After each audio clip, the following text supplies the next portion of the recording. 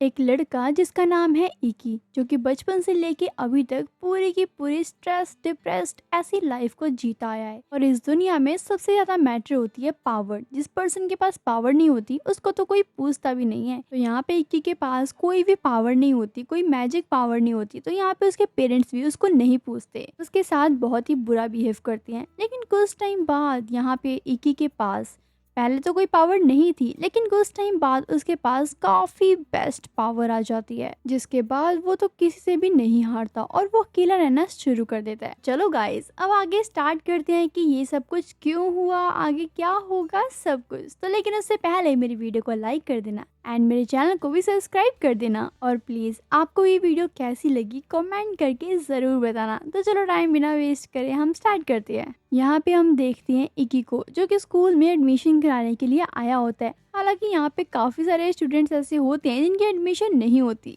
लेकिन यहाँ पे इकी के पास टैलेंट था, तो उसे टैलेंट के बेस पे ही यहाँ पे एडमिशन मिल जाती है। और इकी के साथ साथ यहाँ पे एक और गर्ल थी जिसने एडमिशन लिया था, जिसका नाम है स्टेला वेमिलियम।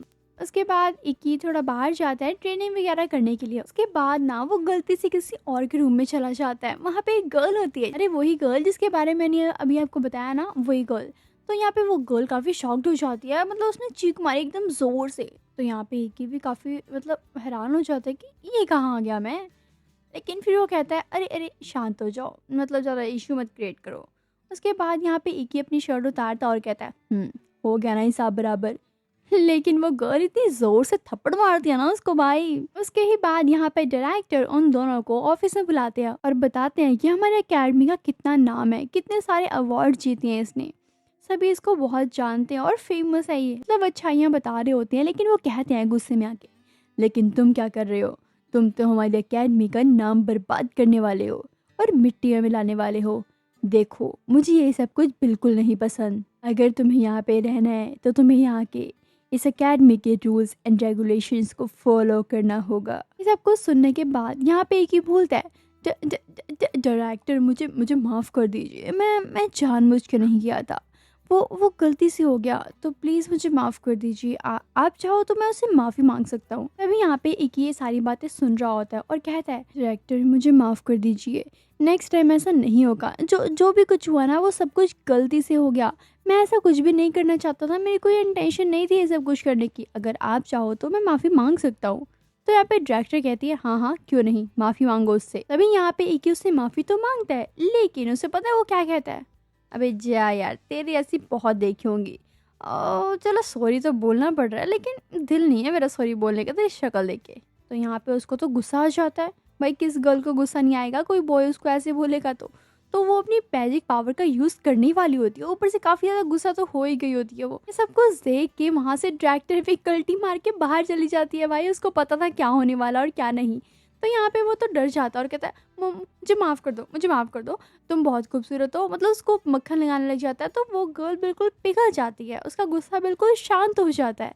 उसके बाद यहाँ पे डायरेक्टर अंदर आती है और कहती है देखो मैं तुम दोनों को एक साथ रखना चाहती थी, बिकॉज एक लोअर है तो एक हायर है, तुम दोनों का कॉम्बिनेशन बहुत बेस्ट है, तो मुझे लगता है कि तुम दोनों को रूममेट बनना चाहिए। अभी यहाँ पे वो गर्ल स्टेला बोलती है नहीं नहीं मैं इसके साथ बिल्कुल नहीं रह सकती, इस चपड़ गंजू के साथ, इस छपरी के साथ तो बिल्कुल भी नहीं, नहीं नहीं मैडम प्लीज़ प्लीज़ चेंज कर दो।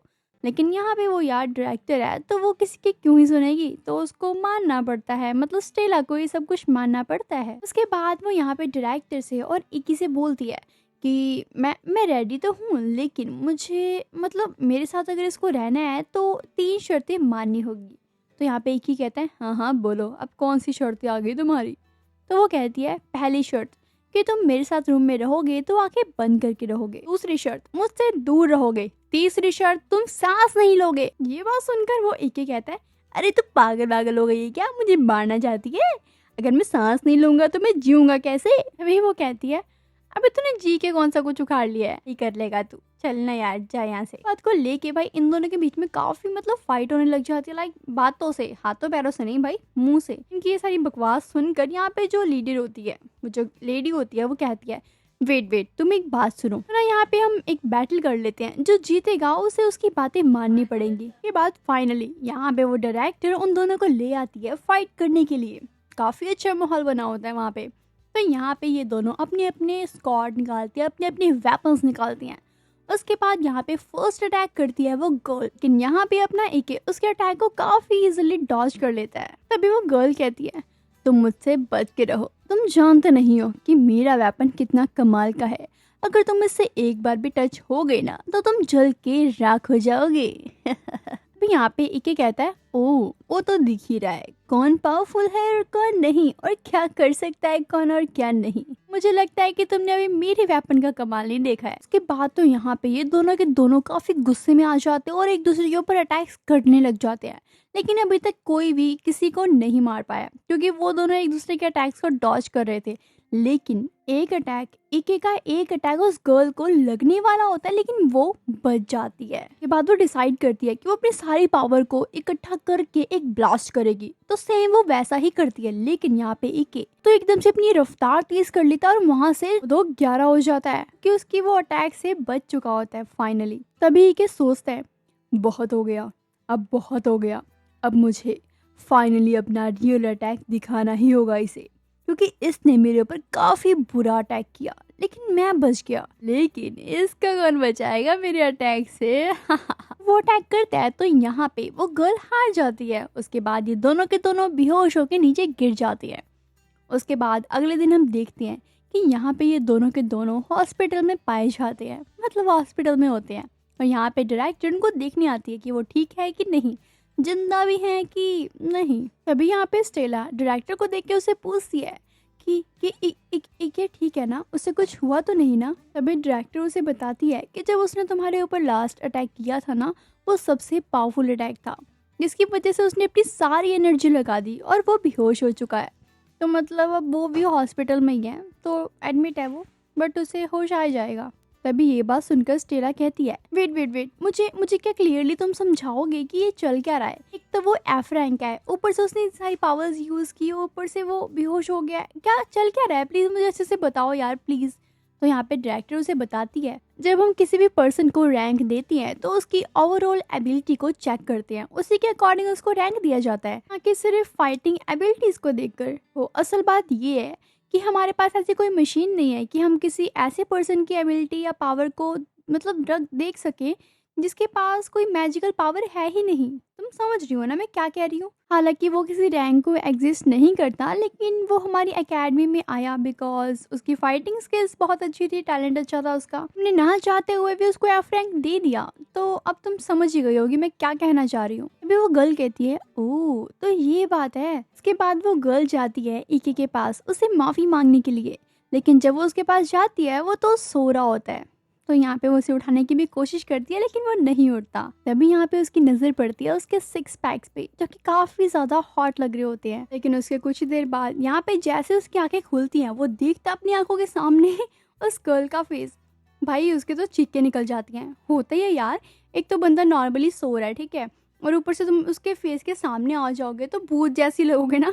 होएगा यार, सभी का होता है ऐसे। तो लिटरली डर जाता है भाई। इसके बाद ये मतलब 1-2 दिनों बाद ये दोनों स्कूल जाते हैं, मतलब अब तो नॉर्मली फ्रेंड बन चुके थे ना, तो काफ़ी अच्छी बॉन्डिंग हो चुकी होती है उनकी। तो लेकिन यहाँ पे जैसे उनकी क्लास खत्म होती है, वो लोग बाहर आते हैं, उससे बड़ी प्यारी सी आवाज़ में कहती है, प्लीज़ क्या तुम मेरी एक हेल्प करोगे, प्लीज़ छोटी सी हेल्प प्लीज़। लेकिन ये सब कुछ देख रही होती है यहाँ पे स्टेला। मतलब उससे बिल्कुल भी रहा नहीं जाता यार, क्योंकि वो जो अननोन गर्ल होती है वो उसके साथ काफ़ी ज़्यादा चिपक रही होती है, तो मतलब उसको गुस्सा आ रहा होता है तो वो वहाँ से चली जाती है।